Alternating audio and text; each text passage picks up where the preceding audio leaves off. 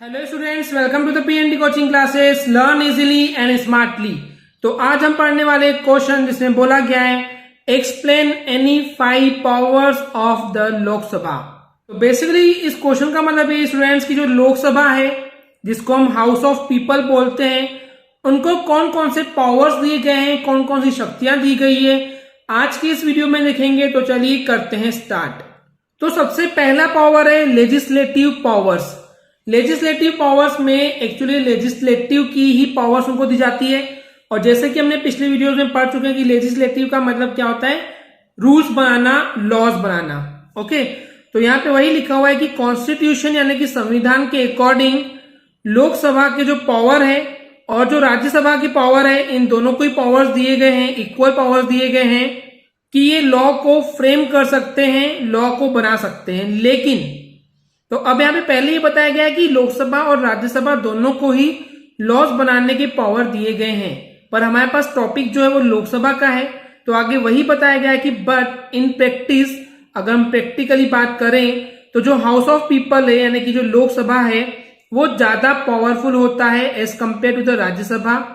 And इसके अलावा generally सारे ही इंपॉर्टेंट बिल्स जो हैं वो लोकसभा में ही प्रेजेंट किए जाते हैं। तो सबसे पहला पावर क्या हो गया स्टूडेंट्स की लेजिस्लेटिव पावर जो हैं वो लोकसभा यानी कि हाउस ऑफ पीपल को दिया गया है। वहीं पे बात करते हैं सेकेंड पावर की, तो वो है फाइनेंशियल पावर। फाइनेंशियल मतलब जो भी फाइनेंस को लेकर के, पैसों को लेकर के जो डिसीजन है वो मोस्ट ऑफ द केसेस में आपको लोकसभा ही सामने दिखाई देती है।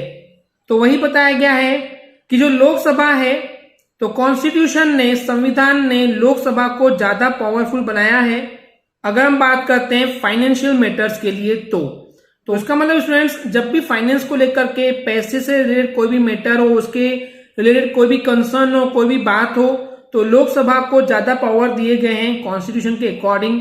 एंड जितने भी फाइनेंशियल बिल्स होते हैं वो इनिशिएट किए जाते हैं यानी कि शुरू किए जाते हैं सिर्फ और सिर्फ लोकसभा में। ओके स्टूडेंट्स, आई होप इतना क्लियर हो गया होगा। थर्ड पावर है control over the executive. Executive यानी कि जो बेसिकली लॉ को अप्लाई करते हैं, उन नियमों को लागू करते हैं। तो जो लोग नियम बन जाने के बाद लागू करते हैं तो उन पे भी कंट्रोल करना बहुत ज्यादा जरूरी होता है। हर वो गवर्नमेंट ऑफिसर्स या चपरासी या जो भी है जो कि गवर्नमेंट के लिए काम कर रहे हैं, तो वो एक तरह से एग्जीक्यूटिव है। तो उन एग्जीक्यूटिव पे कंट्रोल रखने का भी पावर किसके पास होता है, लोकसभा के पास होता है।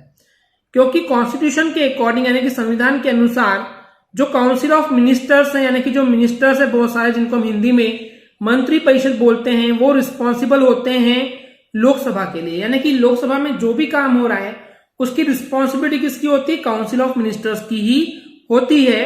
तो जो काउंसिल ऑफ मिनिस्टर्स होते हैं वो फंक्शनल हो सकते हैं यानी कि काम कर सकते हैं तब तक जब तक कि लोकसभा जो है वो कॉन्फिडेंस पे चल रहा है, यानी कि लोकसभा जो भी डिसीजन ले रहे हैं अगर वो सही होते जा रहे हैं, उसके अकॉर्डिंग जो रिजल्ट मिल रहे हैं वो सही है, तो तब तक के बिल्कुल बिंदास तरीके से जो लोकसभा है वो फंक्शनल रह सकता है, काम कर सकता है।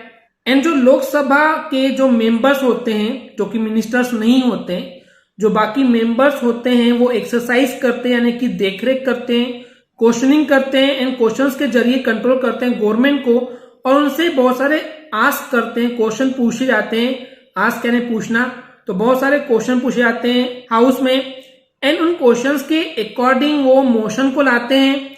अभी मोशन क्या होता है, एक डॉक्यूमेंट होता है, जैसे कि मैंने आपको पहले ही बता चुका हूं कि एक डॉक्यूमेंट है, कोई भी चीज जब प्रोसीजर होती है तो एक मोशन पास किया जाता है, मोशन लाया जाता है। तो अब यहाँ पे जो ये ब्रिंग किया जाता है, लाया जाता है मोशन, कि वो जो पॉलिसी है, जो गवर्नमेंट ने पॉलिसी बनाई है, तो क्या वो सही है, अगर सही नहीं तो उसको एडजर्नमेंट कर सकते हैं। एडजर्नमेंट यानी कि पोस्टपोन कर सकते हैं, या अगर आपको गवर्नमेंट की वो पॉलिसी सही नहीं लग रही तो आप दिखाइए कि आपको कॉन्फिडेंस बिल्कुल भी नहीं है, तो वापस से उस पॉलिसीज पे विचार किया जाएगा, फिर से वो पार्लियामेंट में डिस्कस किया जाएगा, और जब वापस से सबकी सहमति होगी उसके बाद ही बेसिकली वो मोशन या बिल जो है वो पास होता है। अदरवाइज वो पोस्टपोन या फिर नो कॉन्फिडेंस के केस में कैंसिल भी हो जाता है। तो ये हो गया लोकसभा का तीसरा पावर कि वो कंट्रोल रखता है एग्जीक्यूटिव के ऊपर। फोर्थ पावर है अमेंडमेंट इन कॉन्स्टिट्यूशन, यानी कि जब भी कॉन्स्टिट्यूशन में, संविधान में कुछ अमेंडमेंट करने हो, अमेंडमेंट यानी कि कोई नई चीज ऐड करना हो या उसमें कुछ चेंजेस करने हो, तो उस केस में जो हाउस ऑफ पीपल है जिसको हम लोकसभा बोलते हैं एंड काउंसिल ऑफ स्टेट जिसको हम राज्यसभा बोलते हैं, तो कुल मिला के लोकसभा और राज्यसभा ये दोनों एक साथ अगर चाहें तो कॉन्स्टिट्यूशन में लिखी हुई चीज को अमेंड कर सकते हैं यानी कि चेंज कर सकते हैं स्टूडेंट्स, अगर वो वैलिड होगा तो।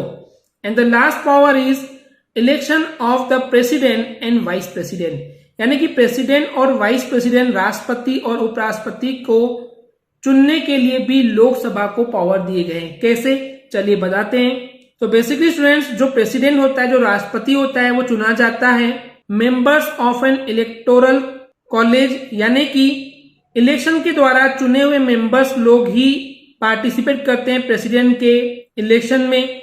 अब इस members of N electoral college में कौन कौन आता है, तो जैसे कि elected members of both houses, यानी कि राज्यसभा हो गई, लोकसभा हो गया, जो पार्लियामेंट में हम देखते हैं वो मेंबर हो गए। इसके अलावा जो legislative assemblies of the states, यानी कि जो विधानसभा होती है उसके जो चुने हुए मेंबर्स होते हैं वो बेसिकली प्रेसिडेंट को चुनते हैं।